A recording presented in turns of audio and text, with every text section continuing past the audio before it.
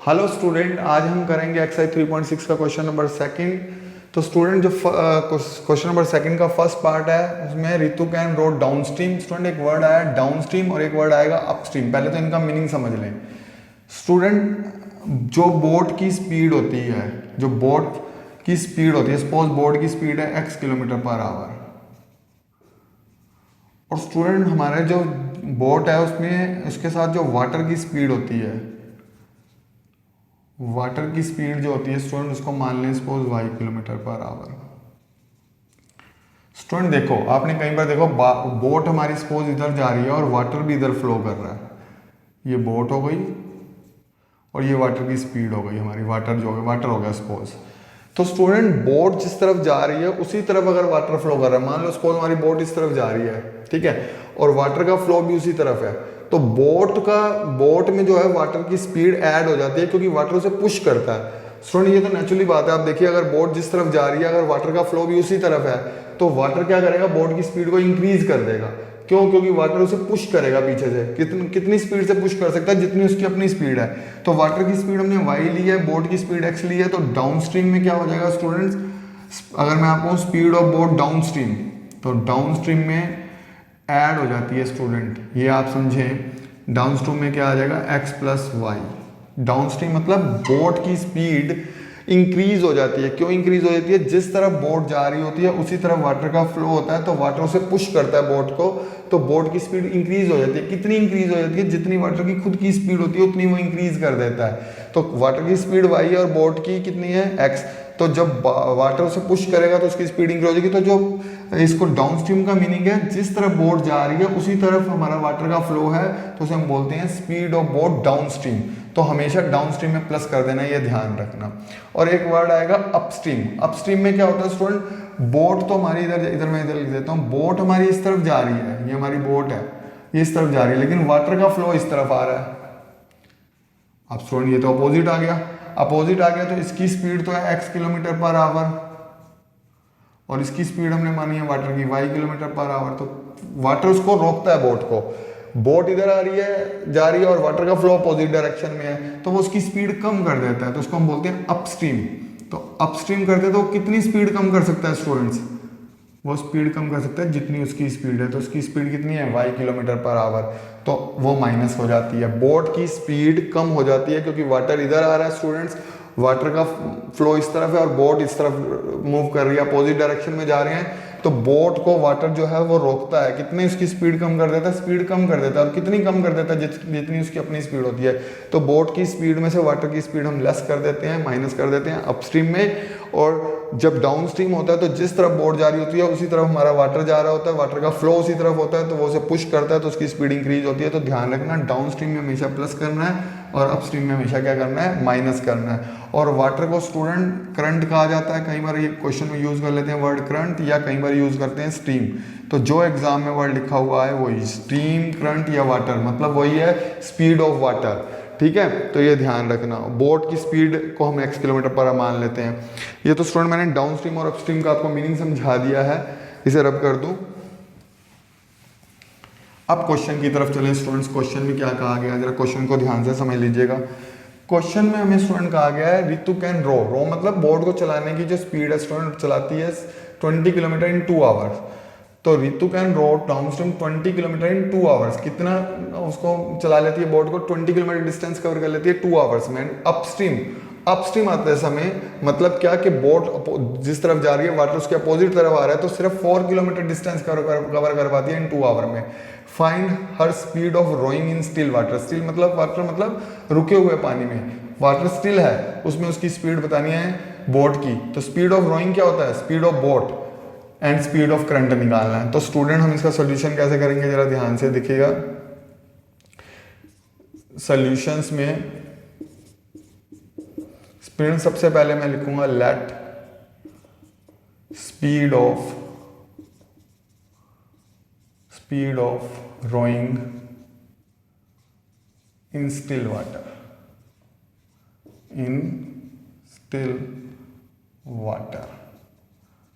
That is equal to x kilometre per hour. Student speed of rowing मतलब boat को चलाने की speed जो है वो कितनी है, स्टिल वाटर मतलब रुके हुए पानी में, या स्पीड ऑफ बोट भी कई स्टूडेंट टीचर यूज कर लेते हैं, वो भी ठीक है, स्पीड ऑफ बोट। वैसे इन्होंने क्वेश्चन में speed of rowing in still water का है, तो हमने रोइंग वर्ड यूज कर लिया। रोइंग मतलब रो मतलब स्पीड, जो बोट को चलाने की स्पीड जो है, तो हमने लिखा let speed of rowing in still water, रुके हुए पानी में स्पीड कितनी है बोट को चलाने की, वो है x किलोमीटर पर आवर। और यहाँ लिखें same, speed of rowing, boat को चलाने की जो स्पीड है वो कितनी ले ली हमने यहाँ भी, in still water is equal to x kilometre per hour. ठीक है स्टूडेंट्स। अब स्टूडेंट जरा ध्यान दें, speed of current, speed of, कई बार यहाँ करंट लिख देंगे, कई बार स्ट्रीम लिख देंगे, कई बार वाटर लिख देंगे, जो लिखा हो उसी को लेना है। Speed of current y kilometre per hour. अब लिखेंगे student speed of rowing, speed of rowing downstream. अच्छा स्टूडेंट, डाउन स्ट्रीम में मैंने आपको बता दिया है, डाउन स्ट्रीम में क्या करते हैं student, x plus y. X plus y क्यों कर रहे हैं स्टूडेंट्स, x प्लस वाई इसलिए कर रहे हैं क्योंकि हमें पता है जिस तरफ बोट जा रही है उसी तरफ वाटर, क्योंकि डाउन स्ट्रीम में निकाल रहे हैं, तो ये हो जाएगा x plus y kilometre per hour. मैंने अभी समझाया डाउन स्ट्रीम का मतलब, जिधर वाटर फ्लो कर, जिधर बोट जा रही है वाटर का फ्लो भी उसी तरफ है, तो बोट की स्पीड में, बोट को चलाने की स्पीड में हमने y ऐड कर दिया, स्पीड ऑफ करंट ऐड कर दिया।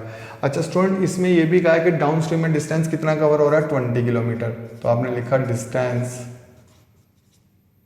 डिस्टेंस कवर्ड, इसे लिख लें डिस्टेंस कवर्ड कितना, 20 किलोमीटर स्टूडेंट। अच्छा स्टूडेंट, टाइम का फार्मूला लिख दें, टाइम इज इक्वल टू, आपको पता है डिस्टेंस अपॉन स्पीड, तो टाइम तो हमें यहाँ पे दिया हुआ 2 आवर्स और डिस्टेंस दिया हुआ था 20 किलोमीटर, ये आ गया x प्लस वाई, तो क्रॉस मल्टीप्लाई कर दें स्टूडेंट्स, तो यहाँ पे आएगा 2x plus y that is equal to 20, तो 2 से 20 कट गया तो कितना आ गया स्टूडेंट, 10। तो हमारी एक इक्वेशन आ जाएगी, यहाँ पे आगे लिख लेते हैं, एक इक्वेशन तो हमारी आ गई student, x plus y that is equal to 10। 2 से ये कैंसिल हो गया, चाहे यहाँ मेंशन कर दें, ये आ गई एक इक्वेशंस। और स्टूडेंट यहाँ पे हम लोगों का लिखें speed of current, speed of current that is equal to y kilometre per hour है। अच्छा अब स्टूडेंट लिखेंगे speed of rowing upstream, speed of rowing upstream. Upstream में क्या करेंगे स्टूडेंट, अपस्ट्रीम में माइनस कर देंगे, तो ये आ गया हम लोगों का x minus y kilometre per hour. ठीक है students, x minus y kilometre per hour, यहाँ भी आवर ठीक से कर लीजिएगा स्टूडेंट। ओके, अब स्टूडेंट यहाँ पे हमें डिस्टेंस कवर्ड कितना दिया हुआ है अपस्ट्रीम में, क्वेश्चन में देखें, ठीक है बिल्कुल सही, 4 किलोमीटर। कितना डिस्टेंस कवर किया हम लोगों ने स्टूडेंट, 4 किलोमीटर। देखो उन्होंने कहा upstream 4 kilometre in 2 hour, time तो उसमें भी 2 आवर था, इसमें डाउनस्ट्रीम में भी 2 आवर था, अपस्ट्रीम में भी 2 आवर था, लेकिन डिस्टेंस इसमें डाउनस्ट्रीम में 20 किलोमीटर था और इसमें आ गया हमारे पास 4 किलोमीटर। फार्मूला लिखें टाइम का, टाइम का फार्मूला हमारे पास डिस्टेंस अपॉन में स्पीड, तो स्टूडेंट डिस्टेंस कितना था 4, स्पीड कितनी थी x माइनस वाई और टाइम हमारे पास 2 आवर था। क्रॉस मल्टीप्लाई कर लें स्टूडेंट्स, 4 तो 2 से 4 कैंसिल हो गया, तो कितना आ गया 2, 2 2 ज़ा 4, तो स्टूडेंट ये इक्वेशन आ गई हमारी सेकंड वाली। यहाँ पे इसको फर्स्ट इक्वेशन लिख दें और यहाँ पे हमारी सेकंड इक्वेशन आ गई, क्या आई, x minus y equal to 2, x minus y is equal to 2, ये हमारी सेकंड इक्वेशन है। अब स्टूडेंट दो इक्वेशन को सोल्व करना है हम लोगों को, solving first and second, solving first and second. Student यहाँ आया x plus y that is equal to 10, second है x minus y that is equal to 2, sign change करने की जरूरत नहीं है, अपने आप ही कैंसिल हो रहे हैं स्टूडेंट, तो ये आ गया 2x इज इक्वल टू 12 2 से 12 कैंसिल हो गया, 6 2 6 12 होता है, तो x की वैल्यू तो आ गई हमारी स्टूडेंट 6। ठीक है जी। अब put the value of x in first, put the value of x in first में पुट कर दें, x की वैल्यू 6 है स्टूडेंट, ये y है, x की जगह मैं 6 पुट कर रहा हूँ, प्लस y इक्वल टू कितना दिया हुआ है 10, तो y इक्वल टू कितना आ जाएगा स्टूडेंट 10 माइनस 6, तो y इज इक्वल टू आ जाएगा 4 किलोमीटर पर आवर। यहाँ भी स्टूडेंट आप लिख सकते हैं 6 किलोमीटर पर आवर, क्योंकि ये भी हमारी क्या है स्पीड्स है, तो यहाँ लिख सकते हैं kilometre per hour. Student last में मेंशन कर दीजिएगा एक चीज़, लास्ट में क्या मेंशन कर दीजिएगा स्टूडेंट्स, लास्ट में मेंशन कर दीजिएगा speed of rowing in still water is equal to 6 kilometre per hour, और स्पीड ऑफ करंट जो है वो that is equal to 4 kilometre hour. जब क्वेश्चन कंप्लीट हो जाएगा तो आप लास्ट में मेंशन कर सकते हैं। ये हमारे आंसर तो आ ही गए हैं, ये हमारा आ गया y is equal to 4 kilometre per hour, तो यहाँ पे हमारा क्वेश्चन कंप्लीट है स्टूडेंट्स। ठीक है जी, पहले ये वाला क्वेश्चन हमने लिख लिया, ये हमने दो तरफ क्यों लिखते हैं स्टूडेंट्स, यहाँ क्वेश्चन कंप्लीट किया। यहाँ पे हम लोग दो में इसलिए लिखते हैं, ये फर्स्ट केस लिख लेते हैं, ये सेकंड केस लिख लेते हैं, तो बीच में लाइन ड्रॉ करके कर लेना एग्जाम में, ये ज़्यादा बेटर वे माना जाता है। ठीक है स्टूडेंट्स, नोट डाउन कर लीजिए। स्टूडेंट क्वेश्चन नंबर सेकंड का सेकंड पार्ट देख रहे हैं, कर रहे हैं हम लोग। क्वेश्चन है 2 women and 5 man can together finish an embroidery work in 4 days. Student 2 women and 5 man मिलकर अगर काम को फिनिश करते हैं तो 4 डेज में फिनिश होता है, एम्ब्रॉयडरी वर्क है कोई। While 3 women and 6 man, 3 women and 6 man can finish in 3 days, और दोनों मिलकर करें, 3 वुमेन हो और 6 मैन हो तो 3 डेज में काम फिनिश हो जाता है embroidery work. Find the time taken by 1 women alone to finish the work and also that taken by 1 man. अगर वो कह रहे हैं अगर एक वुमेन अलोन इस काम को करे तो कितने टाइम में फिनिश करेगी, और एक मैन अगर अलोन करे, अकेला करे, तो कितने टाइम में फिनिश करेगा। तो स्टूडेंट देखिए सोल्यूशन में किस तरीके से, सबसे पहले तो आपने स्टूडेंट लिखना है, उन्होंने पूछा है टाइम टेकन बाय 1 वुमेन, तो लिखो let time taken by 1 woman alone. Let time taken by 1 woman alone to finish the work. To finish the work. Okay सुन, हमने ले लिए x डेज लेती है, अगर एक वुमेन एलोन उस काम को फिनिश करती है तो कितने डेज में कर देती है स्टूडेंट, x डेज में कर देती है। और टाइम टेकन बाय 1 वुमेन की जगह मैन, अगर मैन एलोन करता है काम को finish, alone to finish the work that is equal to y days, कितने डेज में, y डेज में फिनिश करता है स्टूडेंट्स। देखिए स्टूडेंट क्वेश्चन में हमने लिख लिया time taken by 1 women alone to finish the work, अगर एक वुमेन अकेली उस काम को करती है तो x डेज में फिनिश करती है, and time taken by 1 man alone to finish the work equal to y days. अगर स्टूडेंट कोई भी काम टोटल डेज जितने डेज में फिनिश होता है, अगर हम 1 डेज का वर्क निकाल लें, क्योंकि यहाँ पे हमें 1 डेज का क्यों निकालना है, क्योंकि उन्होंने अलग अलग दिया हुआ है 2 वुमेन और 5 man, 2 women and 5 man can together दिया हुआ है, कंबाइंड मिलकर काम करते हैं तो 4 डेज में फिनिश करते हैं। अब कोई एक स्केल नहीं है हमारे पास, तो अगर हम एक दिन का स्केल बना लें, एक दिन का निकाल लें, तो हम बड़ी इजीली कैलकुलेशन कर पाएंगे। जैसे सपोज स्टूडेंट मैं एक एग्जांपल दूं, मैंने आपसे कहा कि एक एप्पल है और हमें 4 डेज में खाना है और इक्वल खाना है, तो 4 डेज में खाना है और इक्वल खाना है, तो 1 डे में कितना खाएंगे, तो आपका तुरंत आंसर आएगा कि सर 1/4 खाएंगे 1 डे में। एक दिन में 1/4 खाएंगे तभी तो 4 दिन में खत्म होगा वो एप्पल खाने के लिए। तो स्टूडेंट ये ध्यान रखिएगा, जितने टोटल दिन में कोई काम फिनिश करता है, जैसे मैंने आपसे कहा एप्पल को 4 डेज में खाना है, तो 1 डे का आपने कहा 1 डे में हमें सिर्फ 1/4 खाना पड़ेगा एप्पल्स को। या मान लो सपोज मैंने आपसे कहा बेटा कि एक एप्पल को हमने 4 डेज में नहीं 8 डेज में खाना है, पूरे एप्पल को हमने 8 डेज में फिनिश करना है। एक स्टूडेंट कहता है सर एप्पल तो फिर खराब हो जाएगा उतने दिन में। मैं एग्जाम्पल ले रहा हूँ, खराब तो हो जाएगा ठीक है, हमें खाना नहीं है, एक एग्जाम्पल ले रहे हैं हम। 8 डेज में अगर हमें एप्पल को खाना है और इक्वल खाना है तो 1 डे का कितना आ जाएगा, 1 डे का आएगा 1/8। जब भी कोई काम टोटल डेज में जितने डेज में फिनिश होता है, अगर हमें एक दिन का निकालना हो तो वो अपॉन में आ जाता है। जैसे मैंने अभी एग्जांपल दिया कि अगर हमें एक एप्पल को 4 डेज में खाना है इक्वल इक्वल, तो एक दिन में कितना खाएंगे, तो आपका तुरंत आंसर आएगा सर 1/4 खाएंगे, एक दिन में 1/4 ले लेंगे एप्पल का, ठीक है।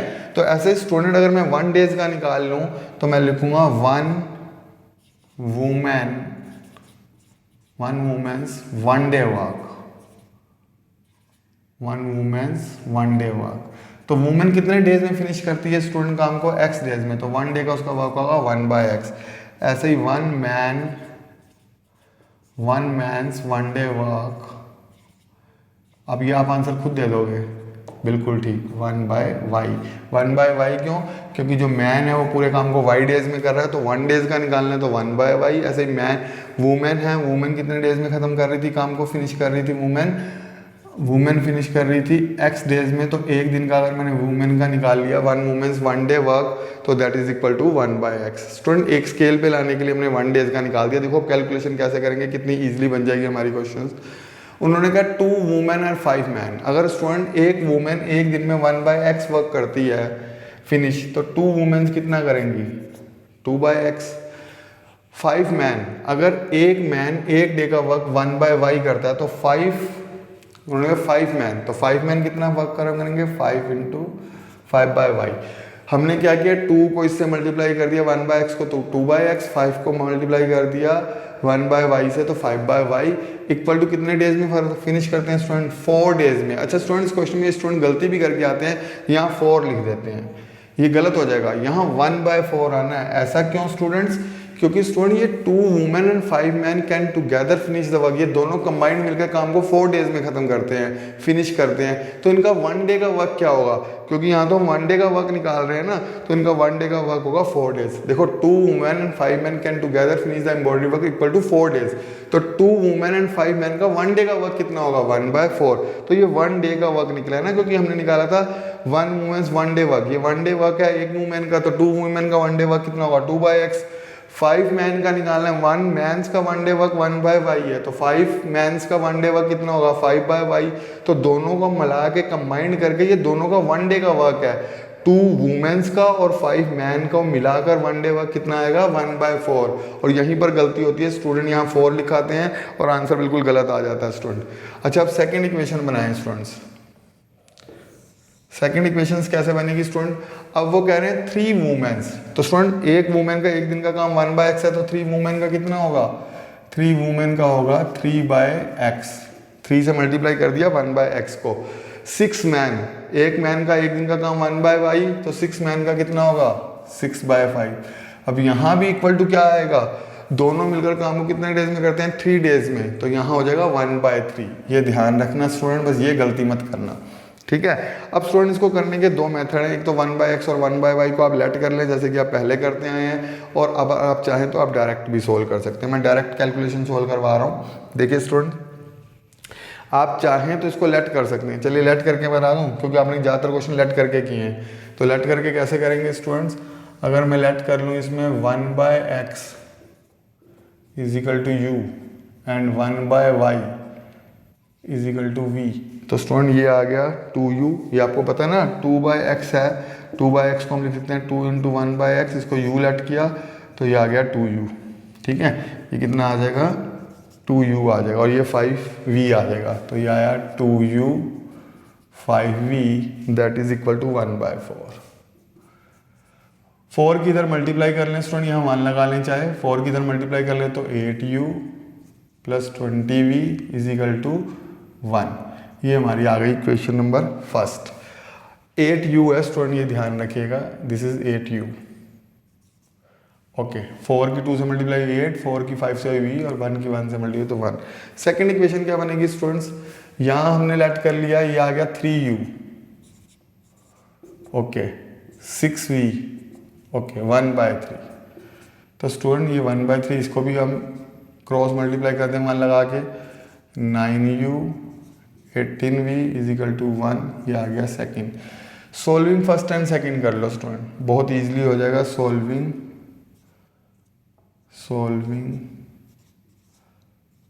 First and second.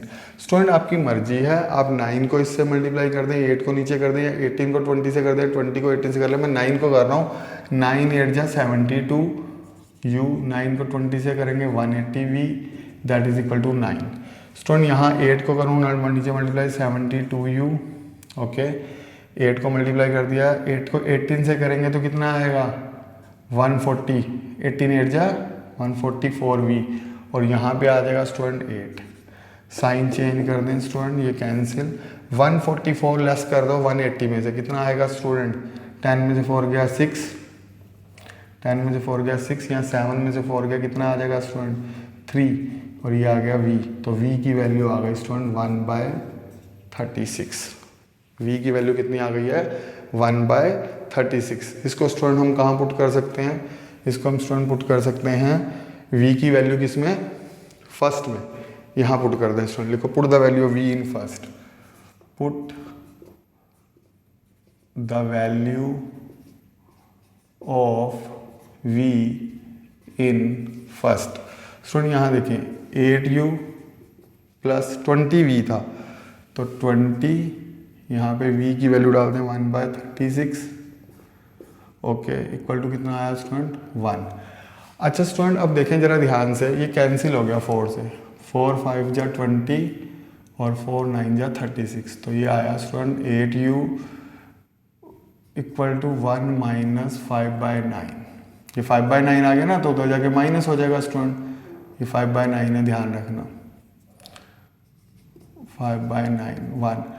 एलसीएम ले लेंगे स्टूडेंट, तो ये आएगा 9 माइनस 5 अपॉन में 9, ठीक है। यहाँ पे आ गया स्टूडेंट 8u, 9 में से 5 गया, कितना आ जाएगा स्टूडेंट 4/9, और u इज इक्वल टू आ गया स्टूडेंट 4/9 इंटू 8। जो 8 मल्टीप्लाई में था स्टूडेंट वो डिवाइड में आ गया, तो 4 से कैंसिल कर दो, 4 2 जा 8, तो u की वैल्यू कितनी आ गई स्टूडेंट 9 2 जा 18, तो 1/18। देखिए स्टूडेंट v 1/36 आ गया था, v की वैल्यू मैंने कहाँ पुट कर दी, यहाँ पे 4 5 जा 20, 4 9 जा 36 इक्वल टू 1, ये 5/9 आ गया, उधर जाके माइनस हो गया, एलसीएम लिया तो 9 माइनस 5 अपॉन में 9 आ गया, तो ये 4/9 आ गया, 8 नीचे आ गया, 4 से कट गया, ये आ गया 18। अब स्टूडेंट u की वैल्यू आ गई है 1/18, u है 1/18 एंड v है हमारे पास 1/36। स्टूडेंट u की अगर मैं वैल्यू पुट करूँ, ध्यान दे जरा, u की वैल्यू अगर मैं पुट करूँ, u की वैल्यू थी हमारे पास 1/x, तो क्रॉस मल्टीप्लाई कर दूँ तो स्टूडेंट आ जाएगा 18। v की वैल्यू थी हमारे पास 1/y, ये आ गया 1/36, तो y की वैल्यू हो गई 36। x इजिकल टू 18 और y इजिकल टू 36। तो स्टूडेंट लास्ट में आपने मेंशन कर देना जरूर, time taken by 1 alone to finish the work equal to x days की जगह कितना आ जाएगा 18 डेज आ जाएगा। तो ध्यान रखिएगा स्टूडेंट, ये हमारा आंसर क्या है, x इजिकल टू ये 18 डेज आ गया, 18 डेज, और y इजिकल टू कितना आ गया 36 डेज। तो फिर लिख देना time taken by alone, time taken by 1 man alone to finish the work equal to 36 days. तो वुमेन अलोन काम को फिनिश करेगी 18 डेज में और मैन फिनिश करेगा 36 डेज में। नोट डाउन कर लीजिए स्टूडेंट, फिर नेक्स्ट क्वेश्चन करते हैं, वो लास्ट पार्ट है इसका और ये आपका कंप्लीट हो जाएगा थर्ड। ओके नोट कर लीजिए स्टूडेंट। क्वेश्चन नंबर सेकंड का थर्ड पार्ट देखिए, कह रहे हैं Ruhi travels 300 kilometre to her home partly by train partly by bus. Partly by train partly by bus means कुछ डिस्टेंस ट्रेन से कवर करती है और कुछ डिस्टेंस बस से कवर करती है। She takes 4 hours. अगर कुछ डिस्टेंस ट्रेन से कवर करे और कुछ डिस्टेंस बस से करे, टोटल डिस्टेंस उसको 300 कवर करना होता है तो उसे 4 आवर लगते हैं। If she travel 60 kilometre by train and remaining by bus, 60 kilometre by train and remaining by bus, if she travels 100 kilometre by train and remaining by bus, she takes 10 minutes longer। देखो students, पहले अगर वो train पहले कितना our लेती है, 4 hours लेती है रूही। अगर वो कितना चलती है 60 किलोमीटर ट्रेन से चलती है और रिमेनिंग कितना हो गया 300 में से 60 लेस कर दो 240, वो किससे चलती है बस से कवर करती है अगर डिस्टेंस। और उसको 4 आवर लगते हैं। लेकिन अगर वो 100 किलोमीटर कवर करती है ट्रेन से एंड रिमेनिंग बस से कवर करती है तो शी टेक्स 10 मिनट्स लॉन्गर, मतलब 4 आवर एंड 10 मिनट। पहले 4 आवर ले रही थी, अब कितना टाइम लेगी Ruhi? 4 hour 10 minutes. Find the speed of the train and speed of the bus हमें निकालना है सेपरेटली। तो देखें स्टूडेंट सॉल्यूशन ईजी है बहुत। सबसे पहले लिखें late speed of train, speed of train हमने ले लिया स्टूडेंट। दोनों की स्पीड निकालनी है, ट्रेन की भी और बस की भी। तो speed of train is equal to x kilometre per hour. और यहाँ निकाल लें speed of bus, speed of bus is equal to y kilometre per hour. Okay student, ये बस की स्पीड हमने मान ली है, स्पीड ऑफ बस हमने ले लिया y किलोमीटर पर आवर और स्पीड ऑफ ट्रेन हमने ले लिया x किलोमीटर पर आवर। अच्छा स्टूडेंट, डिस्टेंस कितना है वो कह रहे हैं? डिस्टेंस कवर कितना करती है? डिस्टेंस कवर करती है रूही 60 किलोमीटर ट्रेन से। तो स्टूडेंट अगर 60 किलोमीटर ट्रेन से करें तो बस से कितना करेगी? डिस्टेंस कवर्ड बाय बस, तो स्टूडेंट टोटल डिस्टेंस 300 है, 60 तो वो ट्रेन से कर रही है, तो इससे कवर कितना करेगी? 240 किलोमीटर। ये ध्यान रखना। सॉरी, यहाँ हमने लिखा है डिस्टेंस 60 किलोमीटर, क्योंकि वो ट्रेन से क्या कह रहे हैं? If she travel 60 kilometre by train, तो ट्रेन से 60, तो टोटल डिस्टेंस था उसका 300 था, 300 में से 60 तो वो ट्रेन से कवर कर रही है, तो बाकी डिस्टेंस उसका आ गया 240 किलोमीटर। टाइम का क्या फार्मूला होता है स्टूडेंट? टाइम का फार्मूला होता है डिस्टेंस अपॉन में स्पीड। तो डिस्टेंस कितना हुआ? 60 किलोमीटर, स्पीड कितनी हुई? x, तो टाइम आ गया 60/x। और यहाँ टाइम क्या आएगा? टाइम का फार्मूला डिस्टेंस अपॉन स्पीड, तो यहाँ आ गया 240 अपॉन में कितना आएगा स्टूडेंट? y। समझ आ रहा है स्टूडेंट? यहाँ पे टाइम निकला 60/x, यहाँ 240/y। तो students okay, according to question students, according to question देखें तो ये वाला टाइम और ये वाला टाइम दोनों अगर मिला दें हम लोग, ये टाइम लगता है ट्रेन पे उसको और ये टाइम लगता है 240/y कितना बस पे, तो टोटल टाइम उसको लग रहा है 4 आवर। ये क्वेश्चन में गिवन है हम लोगों को। स्टूडेंट एक बार दोबारा समझ लें, ट्रेन की स्पीड x, स्पीड ऑफ बस y ले लिया, टोटल डिस्टेंस वो 300 कवर कर रही है, लेकिन वो कह रहे हैं अगर 60 किलोमीटर ट्रेन से कवर करती है तो बाकी बचा हुआ बस से करेगी, तो टोटल 300 में 60 लेस करेगी तो बस से कितना कवर करेगी? 240। टाइम का फार्मूला होता है distance upon speed. Distance 60 kilometre, speed हमारी है x, तो ये हमारा टाइम आ गया यहाँ पे 60/x। और यहाँ पे टाइम कितना आ गया स्टूडेंट? 240/y, क्योंकि स्पीड यहाँ पे कितनी है हमारी? y किलोमीटर पर आवर है बस की, और टोटल डिस्टेंस कवर कर रहा है 240। तो ये भी टाइम, ये टाइम टेकन बाय ट्रेन है, this time taken by train, और ये टाइम कितना है? बस। तो टोटल मिला के उसको कितने लग रहे हैं? 4 आवर्स। आप स्टूडेंट लिख लेना सिमिलरली, दूसरी इक्वेशन बना लेना स्टूडेंट। सिमिलरली कैसे स्टूडेंट? अब वो कह रहे हैं अगर 100 किलोमीटर ट्रेन से जाते हैं, अगर 100 किलोमीटर ट्रेन से जाते हैं तो स्टूडेंट 100/x। अब टोटल टाइम था 3, टोटल उसके बाद डिस्टेंस कवर करना था 300। अगर 100 किलोमीटर ट्रेन से कवर करेगी रूही, तो बाकी 200 तो रह गया डिस्टेंस, वो कवर करेगी किससे? बस से। तो टाइम लगता है 4 आवर्स प्लस 10 मिनट्स। तो 10 मिनट मत लिखना, अपॉन में 60 लगा देना, क्योंकि ये आवर में है टाइम, इसको आवर में लाने के लिए मिनट को जब भी आवर में लाना हो अपॉन में 60 लगा देते हैं। कई बार स्टूडेंट को पता नहीं चलता कि सर ने 60 क्यों लगाया अपॉन में, तो 60 इसलिए लगाया है स्टूडेंट्स क्योंकि मिनट को आवर में चेंज करना हो तो 60, ये 0 से 0 कैंसिल। इस इक्वेशन, ये पहली इक्वेशन थी हमारी 100/x 200/y, यहाँ एलसीएम ले लो, 6 4 जा 24 प्लस 1 अपॉन में 6, 100/x 200/y 25/6। स्टूडेंट ये सेकंड वाली इक्वेशन समझ आई है?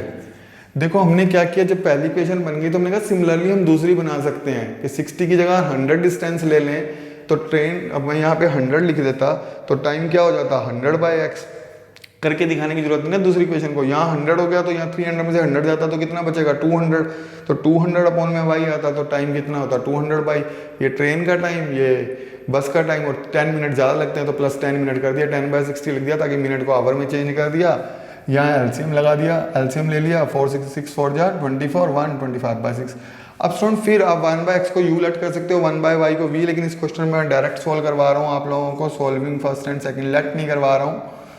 लेट करके हमने बड़े सारे क्वेश्चंस कर लिए हैं, ये लेट करेंगे और लंबा हो जाएगा question. Solving first and second, 100 से मैं पूरी इक्वेशन, फर्स्ट वाली इक्वेशन को मल्टीप्लाई कर रहा हूँ स्टूडेंट, तो 100 से 60 को मल्टीप्लाई करूंगा तो कितना आएगा 6000 अपॉन में x, यहाँ आएगा 24,000 अपॉन में y, और स्टूडेंट यहाँ 100 से मल्टीप्लाई करूंगा तो 400। अब 60 से नीचे मल्टीप्लाई कर दो स्टूडेंट, इस पूरी इक्वेशन को 60 से मल्टीप्लाई कर दो, तो कि 60 से करूंगा तो 6000/x, यहाँ 60 से मल्टीप्लाई करूंगा 12,000, 200 को जब 60 से मल्टीप्लाई करेंगे, और सुनिए यहाँ ध्यान से करना है, जब 60 से मल्टीप्लाई करूंगा 25/6 की, तो 6 से 60 कर देगा 10, ये आ जाएगा 250।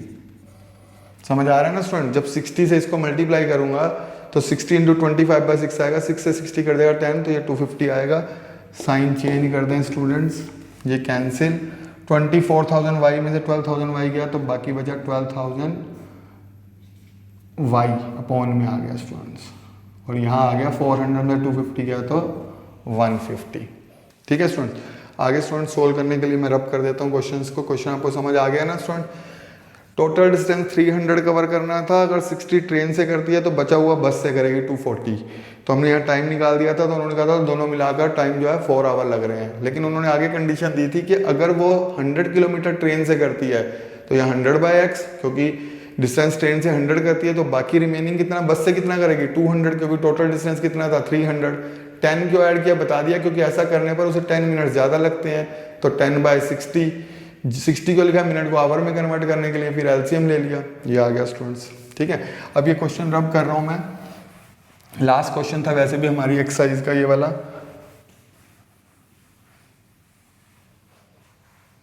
ठीक है स्टूडेंट्स, तो अब यहाँ पे हमें क्या दिया हुआ स्टूडेंट्स, यहाँ पे आया 12,000/y is equal to 150y।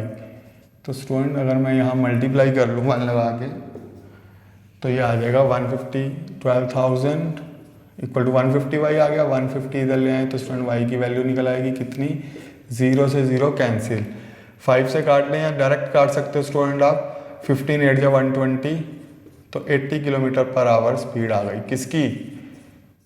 y किसको माना था स्टूडेंट हमने? बस की स्पीड को, तो स्पीड ऑफ बस आ गई हमारी 80 किलोमीटर पर आवर। अब बेटा x निकालनी है तो put the value of y in first, put the value of y in first. First क्या थी स्टूडेंट हमारी इक्वेशन, ये थी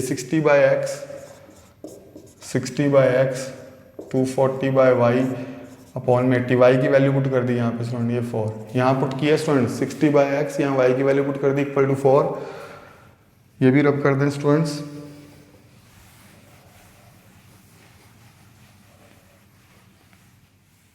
ओके स्टूडेंट 80 को 240 से काटेंगे 3, 0 से 0 काट दो, 8 3 24 हो गया, तो ये आया 60/x that is equal to 4 - 3, ये आया 60/x that is equal to 1, 60 is equal to क्या आ गया x, तो x इज इक्वल टू आ गया 60 किलोमीटर पर आवर। ये किसकी स्पीड आ गई student? This is the speed of train. तो लास्ट में मेंशन कर देना एक बार, आप speed of train equal to 60 kilometre per hour और speed of bus equal to 80 kilometre per hour. आज स्टूडेंट यहीं तक करेंगे, इसे नोट डाउन कर लीजिएगा। ठीक है, थैंक यू वेरी मच।